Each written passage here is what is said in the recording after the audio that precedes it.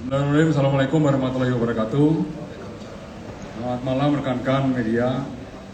Saya hadir di sini bersama Ketua Harian Kompolnas, Bapak Irjen Purnawirawan Arief, juga didampingi oleh Kadif Propam dan Kadif Humas. Saya sebagai Wakil Polri, alhamdulillah sudah selesai. Saya menyampaikan di sini bahwa komitmen Bapak Kapolri mengambil langkah tegas terhadap siapapun anggota yang terbukti bersalah, ya, tanpa ada toleransi. Ini merupakan wujud komitmen pimpinan dalam rangka untuk terus memberikan perlindungan, pengayoman yang terbaik kepada masyarakat, dan juga kita tidak segan-segan melakukan tindakan tegas kepada siapapun yang terbukti bersalah. Rekan media, pada hari ini juga akan disampaikan langsung oleh Kadif Humas terkait hasil putusan sidang. Dan malam ini juga kita tuntaskan. Ya, kita tidak usah menunggu-nunggu sampai besok. Malam ini semuanya kita tuntaskan oleh sidang, administrasi, dan lain sebagainya. Untuk menyingkat waktu, juga saya persilakan Kadif Humas, dan proses jalannya sidang juga hari langsung diawasi oleh Komisioner Kompolnas yang mengikuti jalan sidang sampai sidang tuntas juga. Saya persilakan Pak Kadif Humas untuk menyampaikan hasil putusan sidang. Baik, rekan-rekan media yang kami hormati dan banggakan, Bapak Irwasum, Bapak Menpopam, Bapak Komisaris Kompolnas dan tim. Pada hari ini, seperti yang disampaikan oleh Bapak Irwasum tadi, telah dilaksanakan sidang kode etik profesi yang merupakan tugas dan tanggung jawab Divisi Propam Polri. Divisi Propam Polri mempunyai tugas salah satunya adalah membina dan menyelenggarakan fungsi pertanggungjawaban profesi. Hari ini sudah dilaksanakan mulai dari tadi pagi jam 9 hingga pada saat ini kegiatan sidang sudah selesai, dan sidang yang dilaksanakan pada hari Selasa tanggal 26 November 2024 pukul 9 pagi di ruang sidang di Propam Polri, Gedung TNCC, lantai 2 Mabes Polri, dipimpin oleh Komisi Sidang. Ketua adalah Brigjen Pol Agus Wijayanto, Karwat Prof. Kemudian Wakil Ketua Komisi, Kombes Pol Hengki Wijaya. Kemudian anggota Komisi, Kombes Pol Armaini. Anggota Komisi, Kombes Pol Johannes Pangingutan Sibodo. Anggota Komisi, Kombes Pol Hardiono SIK, telah melaksanakan kegiatan sidang pada hari ini dengan menghadirkan 13 saksi, dengan 5 orang saksi hadir di Mabes Polri, kemudian 8 orang saksi hadir secara virtual. Pada pelaksanaan sidang berjalan dengan aman dan tertib, lancar, dan tidak ada kendala suatu apapun, dengan terduga pelanggar yang melakukan penembakan terhadap korban atas nama RUA dan mengakibatkan korban meninggal dunia. Untuk motif saat ini masih dalam pendalaman karena fungsi reskrim juga sedang berjalan prosesnya. Untuk sidang hari ini adalah sidang kode etiknya. Adapun pasal yang dipersangkakan adalah pasal 13 ayat 1 Peraturan Pemerintah Nomor 1 Tahun 2023 tentang pemberhentian anggota Polri. Kemudian pasal 5 ayat 1 huruf B Perpol Nomor 7 Tahun 2022 tentang kode etik profesi dan Komisi Kode Etik Polri. Kemudian pasal 5 ayat 1 huruf L Perpol Nomor 7 Tahun 2022 tentang Kode Etik Profesi dan Komisi Kode Etik Polri. Kemudian keempat, pasal 8 huruf C angka 1 Perpol Nomor 7 Tahun 2022 tentang Kode Etik Profesi Polri dan Komisi Kode Etik Polri. Pasal 10 ayat 1 huruf D Perpol Nomor 7 Tahun 2022 tentang Kode Etik Profesi Polri dan Komisi Kode Etik Polri. Kemudian yang keenam, pasal 13 huruf M Perpol Nomor 7 tahun 2022 tentang kode etik dan Komisi Kode Etik Polri memutuskan sidang KKEP dengan sanksi etika, yaitu perilaku pelanggar dinyatakan sebagai perbuatan tercela. Yang kedua, sanksi administratif berupa pemberhentian tidak dengan hormat atau PTDH sebagai anggota Polri. Dan atas putusan tersebut yang bersangkutan tidak mengajukan banding atau dengan kata lain menerima putusan tersebut. Itu sebagai gambaran putusan sidang pada hari ini. Mudah-mudahan bisa memberikan pencerahan buat rekan-rekan media dan masyarakat sekalian.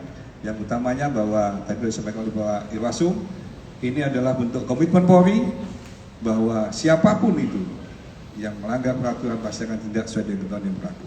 Terima kasih. Assalamualaikum warahmatullahi wabarakatuh. Dari Kompolnas mau menyampaikan, silakan. Izin Pak Irwasum, Pak Kadif Humas, dan Pak Kadif Propam. Kami dari Komisi Kepolisian Nasional kembali kami mengucapkan turut berduka, turut belasungkawa atas cobaan yang menimpa Polri, terutama Polda Sumbar, Polres Solo Selatan, sudah kehilangan salah satu putra terbaik. Semoga ini menjadi hikmah kita di kemudian hari. Di tengah-tengah Polri sedang fokus besok melaksanakan pengamanan pilkada dan netralitas. Kemudian lebih lanjut, kemarin lusa dan kemarin kami sudah ke Polda Sumbar, Padang, dan ke Polres Solo Selatan untuk melihat langsung seperti apa mekanisme penyidikan yang dilakukan oleh Direktorat Reserse Kriminal Umum Polda Sumbar terhadap kasus penembakan yang disangkakan pasal 340 KHP dan 338 KUHP. Kemudian proses sidang kode etik. Kode etik ini juga merupakan hukuman kepada yang bersangkutan karena yang bersangkutan AKP Dadang merupakan anggota Polri aktif dan dilaksanakan di Mabes Polri. Rekan-rekan sudah bisa melihat hasilnya tadi langsung dari Pak Kadif Humas. Kemudian hasil kami kemarin ke sana, kami selaku pengawas fungsional Polri hanya ingin memastikan apakah memang sudah betul proses penyidikan tindak pidana yang dilakukan, dan kami melihat sudah sesuai dengan ketentuan peraturan perundang-undangan yang berlaku, di mana perkara sedang berproses. Kemudian satu lagi yaitu proses penindakan penyidikan tindak pidana yang diawali oleh almarhum Kasat Reskrim Polres Solo Selatan. Ini sekarang sudah diambil alih ke Polda Sumbar. Kami lihat sudah berjalan dengan baik. Sementara barang bukti tersangka ini sudah diambil alih oleh Polda Sumbar, Direktorat Reserse Kriminal Umum. Kemudian kami juga melihat bahwasanya kita harus tetap memberikan semangat, dukungan. Kemarin kami sampaikan kepada masyarakat di Sumatera Barat, di Kabupaten Solo Selatan, tetap kita harus mengacu bahwa besok ini kita melaksanakan pengamanan pilkada serentak dan netralitas. Jadi itu hasil pengamatan kami. Kemudian untuk selanjutnya masalah motif seperti yang tadi sudah disampaikan, kami mengajak kepada rekan-rekan untuk bisa mengikuti dengan seksama setiap perkembangan yang berlaku. Dalam persidangan nanti akan kita lihat bagaimana sebenarnya cerita atau alur yang sebenarnya terjadi. Demikian yang dapat kami sampaikan. Terima kasih. Terima kasih ya, dari Kompolnas sebagai komitmen kami juga bahwa proses sidang ini juga diawasi oleh Kompolnas. Jadi semuanya betul-betul transparan dan akuntabel. Ya, demikian ya rekan-rekan. Ini fokus kepada sidang KKP. Jadi jangan melebar ke yang lain-lain. Ya, silakan. Yang dari Kompas TV, Pak, tadi kan disampaikan ada 32 saksi yang dihadirkan. Boleh disebutkan nggak sih Pak siapa-siapa saja saksi yang dihadirkan? Mungkin beberapa di antaranya yang hadir.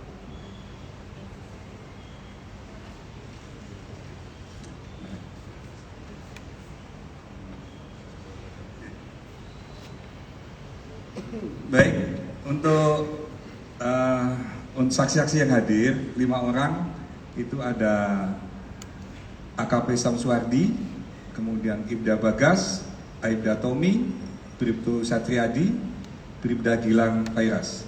Sedangkan 8 orang saksi yang diperiksa secara virtual itu ada AKBP Arif Mukti Surya, AKBP Encep Henry, Ibtu Abdul Rahim, Wirangga, Ramon Zamora, Fatoni Prima, Muhammad Daniel, serta ahli forensik Dr. Incil Pendiarani. Oke. Pak, izin Pak, memang Ilham Pak dari Jawa Pos, terima kasih atas waktunya Pak, dan terima kasih juga atas ketegasannya untuk memproses pelaku. Terkait motif Pak sebenarnya, memang kita tahu bahwa tidak ada asap tanpa api. Motifnya akan diketahui dalam pengadilan. Tapi apakah kemudian Mabes Polri sendiri punya pencegahannya agar kejadian hal yang sama tidak terulang? Itu yang pertama Pak. Yang kedua terkait pengawasan penggunaan senjata api Pak. Apakah ada kebijakan tertentu agar kemudian lebih ketat sehingga tidak ada oknum yang bisa menggunakan untuk melakukan hal-hal yang tidak diinginkan? Itu yang kedua. Yang ketiga, dulu Kompolnas telah mengusulkan untuk memberikan body cam atau kamera tubuh sehingga personil bisa kemudian diawasi. Kalau body cam itu dimatikan, tentu kemudian bisa terpantau dan bisa menjadi analisa. Kenapa dimatikan? Sehingga bisa mencegah hal yang tidak diinginkan terjadi. Itu bagaimana Pak? Terima kasih banyak. Orangnya 1, pertanyaannya 3, sama 3 orang itu. Baik, terima kasih atas pertanyaannya. Yang pertama tadi untuk masalah motif, tadi saya sampaikan bahwa saat ini adalah sidang kode etik, berarti masalah kode etik profesi kepolisiannya.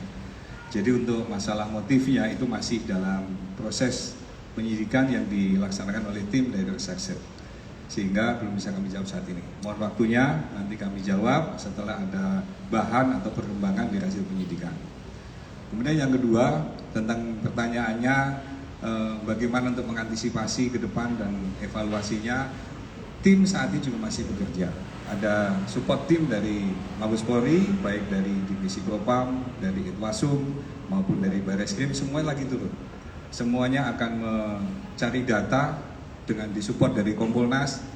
Pak Ketua udah ke sana, Komisioner juga ke sana, dan kita kumpulkan semua bahan keterangan itu menjadi bahan evaluasi secara lengkap. Nanti Pak Itwasum akan mengevaluasi, memimpin evaluasinya sendiri, sehingga nanti hasil evaluasinya seperti apa nanti akan disampaikan. Yang pada intinya bahwa secara SOP sudah dijalankan, kemudian pelaksanaannya juga dicek sudah sesuai dengan prosedur. Namun tentunya masukan dan saran dari teman-teman sekalian serta dari masyarakat pada seluruhnya itu menjadi bahan baku bagi Polri untuk ke depan lebih baik lagi. Dan yang terakhir tadi untuk masalah pertanyaan body worn atau body cam itu dipakai untuk operasi. Jadi biasa dipakai ketika operasi kepolisian seperti yang dipakai teman-teman ini, biasa dipasang body worn. Namun itu semua nanti juga akan menjadi bahan evaluasi, masukan dan saran dari tim yang turun, baik dari Bareskrim, baik dari Propam maupun dari Itwasum. Nanti akan menemukan bahan-bahan semuanya. Insya Allah mohon doanya sehingga ke depan tidak akan lagi terjadi kejadian semacam ini dan mudah-mudahan polisi bisa lebih baik ke depan. Oke? Pak, saya Arno dari Tujuan Pak. Nah terkait tadi kan disampaikan oleh Pak Sandi sendiri soal evaluasi ke depannya di tutupan senjata segala macam. Tapi secara spesifik Pak, SDM mencatat ada 128 kasus soal penambangan ilegal di Indonesia sepanjang tahun 2023. Nah, bagaimana kemudian cara polisi untuk memastikan bahwa kedepannya mekanisme adanya keterlibatan personel Polri untuk tidak lagi terlibat dalam dugaan backing untuk tambang ilegal itu, Pak? Kita tadi sudah sepakat, fokusnya adalah masalah Iya, kode etik, Pak. KKEP. Pak mau nanya soal Jadi tentang KKEP dulu. Untuk yang lainnya nanti akan kita jawab seiring dengan informasi maupun bahan yang sudah dilaksanakan oleh tim evaluasi. Oke, belah kanan, sama. Oke. Pak mau nanya soal tadi kan di dalam kan sempat diperiksa dan tadi Pak Sandi menyebut bahwa Pak Dadang ini motifnya masih didalami secara pidana. Tapi kalau di dalam sidang tadi di dalam kode etik apakah sempat ditanyakan motifnya dan beliau bilangnya apa sih Pak ke komisi sidang terkait motifnya? Baik, untuk sidang yang dilaksanakan pada hari ini tentunya sudah ada rambu-rambu yang dilaksanakan. Tadi sudah saya sampaikan ada 6 pasal yang dilanggar. Jadi utamanya bahwa ini kejadian sangat memprihatinkan bagi Polri dan menjadi duka yang mendalam buat Polri, sehingga ini harus ada percepatan untuk memberikan sanksi sebagai komitmen Polri bahwa siapapun yang melanggar hukum akan kita tindak sesuai dengan ketentuan yang berlaku. Jadi untuk sekali lagi untuk masalah motif nanti ada tim dari yang lainnya yang akan mendalami itu. Sementara sidang kode etik ini bahwa dia sudah melanggar kode etik Polri merupakan perbuatan tercela dan mendapatkan sanksi administratif berupa PTDA. Oke, cukup ya? Satu lagi boleh.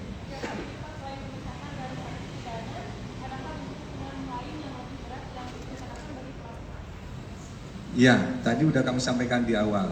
Hari ini adalah sidang kode etik profesi. Untuk masalah kasus pidananya sedang dalam proses. Kalau dalam proses berarti belum bisa kami jawab.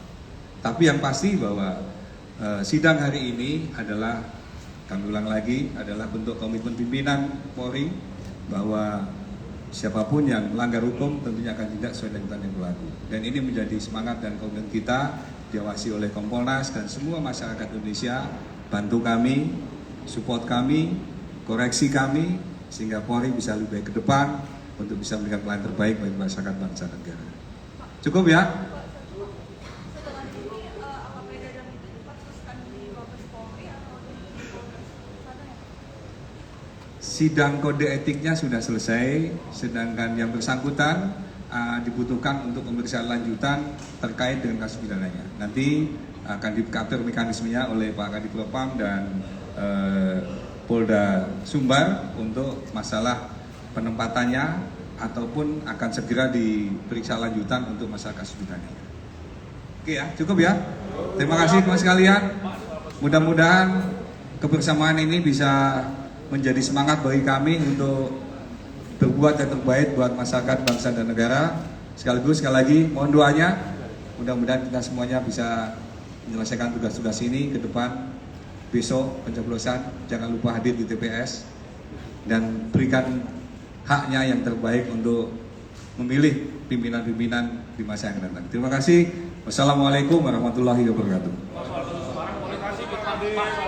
Kadip, Pak, yang